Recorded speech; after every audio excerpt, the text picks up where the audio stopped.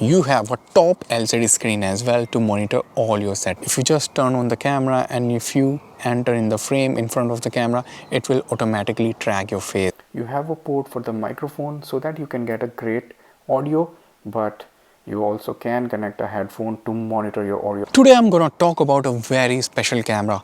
This camera has been used by so many YouTubers who started their YouTube journey mostly with this camera.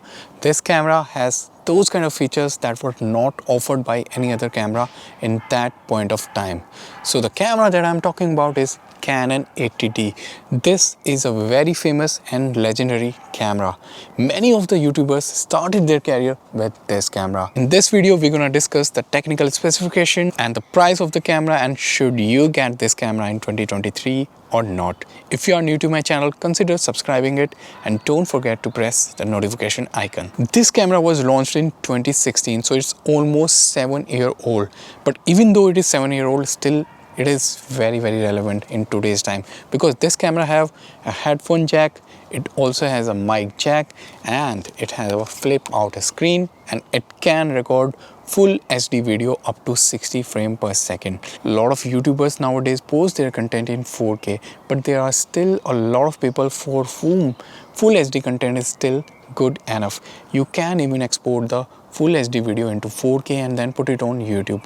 If you are watching your content on mobile, and most of the developing countries like in Asia, they are still viewing the content primarily on full HD or HD because of the data bandwidth. They are not allowed to consume so much data because they are watching it on mobile, so they try to watch that videos in lower resolution or quality. So for those kind of countries, still full HD video is more than good enough. Although this camera is from 2016, the features this camera has are still very good in today's day and age. As I already told you, you can have a mic, you can also have a headphone to monitor your audio. You have a top LCD screen as well to monitor all your settings. This camera had dedicated buttons and dials for everything, so you can control all your settings just by rotating these dials. Very easy to use camera and a fully professional camera. This has a weight of around 730 grams and a totally weather sealed body. The LCD screen over here is 3-inch and it's a touch screen. You can swivel it in any direction, so it's perfect if you want to do vlogging, it is perfect if you want to do YouTube video, and it is also perfect if you want to do this kind of cinematic videos. So all in all, a perfect camera for video. Beside that, this camera also has anti-flicker mode for video. You can also do time lapse, you can also do all kind of things like exposure bracketing. You can use it as a webcam. It also has a Wi-Fi if you want to control your camera through your mobile phone. When it comes to photography, this has a 24 megapixel sensor and it is a really nice sensor. The low light performance of the sensor is also pretty good. The ISO range on the camera goes from 100 up to 16,000, which you can expand to 25,600, and it has a Digix 6 processor, and you have 45 autofocus and 100% coverage in the viewfinder, and the autofocus is very good both in the video and also in the photography. Since this camera has dual pixel autofocus, so in video it will track your face so smoothly. If you just turn on the camera and if you enter in the frame in front of the camera, it will automatically track your face. When you want to shift the focus from one place to another, it will shift it very smoothly in a cinematic sort of way. So all in all, a perfect video camera, and also in the photography the autofocus works perfectly fine. 45 autofocus point and all of them are cross type, so the accuracy is very good. The frame per second on the camera is 7 frames per second, so it is not very low but not very high either, so it can do some kind of action photography, but not an perfect camera for sports photography. But for some kind of action, not very high speed one, you can use this camera. The dynamic range is also pretty impressive. It's 13.2 compared to many other Canon camera which are having a dynamic range of around 11. So this is still pretty good. You can get really nice photos, and if you use exposure bracketing, you can make even higher dynamic range photos with this camera. Now I'm going to show you a close-up of how the camera looks. This is how the camera looks from the front, and the grip is pretty good. When you hold it in your hand, it feels really good. From the top, it looks like this, you have a top LCD screen where you can see all your settings, and then you have a mode dial on this side, and there is a lock on the mode dial so that you accidentally do not change your mode while you are shooting. You have an on off switch over here, and on this side you have this dial to change your shutter speed or aperture if you are in the aperture priority mode, and you have dedicated buttons and dial for everything: ISO, drive mode, autofocus, even metering.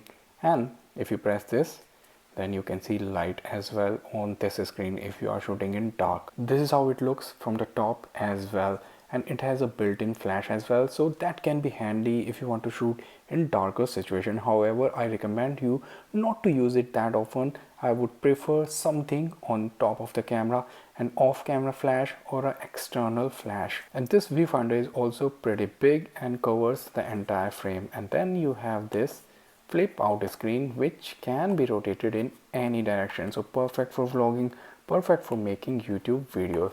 You have another dial at the back using which you can change your aperture, or if you are in the aperture priority mode, then you can change the exposure compensation using this. You can also customize this to change ISO or other settings as well. You also have a lock if you want to lock your aperture, and this is a touch screen, so it's very easy to change all your settings. Over here you have a dial to switch between video and photo mode, and pressing this can start and stop the recording of the video. If you are in the photo mode and if you press this, then it will turn on the live view of the camera. But the best thing about this camera is that you can connect a headphone as well. You have a port for the microphone so that you can get a great audio, but you also can connect a headphone to monitor your audio, which is really important if you want to make really nice cinematic videos, if you want to do interviews, if you want to monitor the audio. So for a professional kind of audio, this is a must. That's why this camera is used by so many professional video maker and cinematographer. Now I'm gonna put onto the screen the sample photos that I've taken with this camera, and most of the photos that I've taken are using the 50mm f1.8 STM lens, and some of the photos are with the 40mm f2.8 lens. Both of these lenses are one of my favorite. I use the 50mm lens when I need very good low light performance and also more background blur. If I want to do portrait photography, I want to blur out the entire background, then I use the 50mm lens. If I need more sharpness but less background blur, then I use the 40mm f2.8 STM lens. That one is one of my favorite lens, and it is a very small lens. Right now I am having that lens on top of this camera. It is a very tiny lens, very lightweight and almost like a pancake. So if you have it on your camera looks very tiny. The weight of the camera is also very less, very easy to carry and maneuver the camera, and the sharpness of the lens is excellent. One of the sharpest cheap lens you can get for the Canon system. And one more important thing to add is that this is a APS-C camera. It's not a full frame camera, although it looks like a full frame camera because all these dials and the buttons are almost similar to a full frame camera. But it is a APS-C camera, so it has a 1.6 times crop factor. So if you use this 40mm lens or the 50mm lens, so you have to multiply the focal length by 1.6 to get the eventual focal length. All in all, you can already see the photos looks very sharp. The images are excellent. For photography, I would definitely recommend this camera. Although if you are a wedding photographer, then don't use this camera because it has only one card slot, and as a wedding photographer you should use a dual card slot camera. But if you are a casual photographer or if you shoot in the studio, then definitely you can use this camera for your work. The sharpness, the colors and the focusing, everything is excellent. Now I'm gonna put onto the screen the sample video footage that I've taken with this camera. As I already told you, this camera is excellent when it comes to video, when it comes to autofocus, because it has a dual pixel autofocus. So for cinematic video, for making YouTube videos, for vlogging, for all kind of situations, this camera is excellent. Since you can also attach a mic, you can get better audio, you can also connect a headphone to monitor your audio. All in all, an excellent camera for making any kind of video. So this is the kind of footage that you can expect with this camera. So I'm just pointing this camera towards these leaves and it has automatically taken them into focus. If I point it to this leaf, it is now in focus, and all this is done automatically by the camera. The focusing on this camera is so smooth because of the dual pixel autofocus. The focus transition from one to another is also very smooth without any focus hunting or any kind of noise.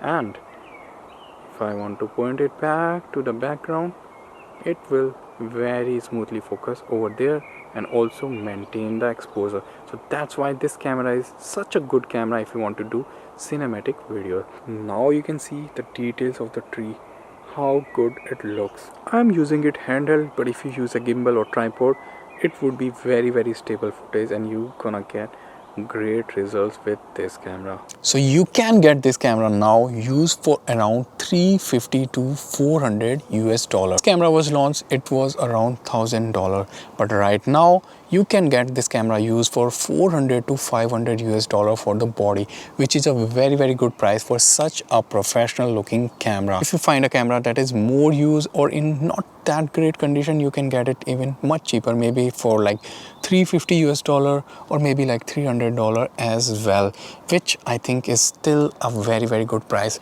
for this kind of a professional looking camera. Now comes the final question: should you get this camera still in 2023 or not? And who are the people who should get this camera? Well, I can definitely recommend this camera to anyone who is starting out on YouTube. If you need a professional camera that can do photography and videography equally good, then this is a perfect camera for you. Since the camera is weather sealed, so you can use it in slightly harsh weather condition as well. With this camera, you can cover all your photography needs and your videography needs as well. The only downside in this camera is that it can only do full HD video and not 4K. But if you don't mind 4K video, if you are happy with full HD video, then this is a perfect camera for you in such a bargain price. With this camera and a 50mm lens or a 40mm lens, you will never go wrong. You can get excellent results irrespective of the situation in both photography and video. I hope you liked the video. If you liked the video, leave a comment, like the video, share it if possible, and please subscribe to the channel and support me.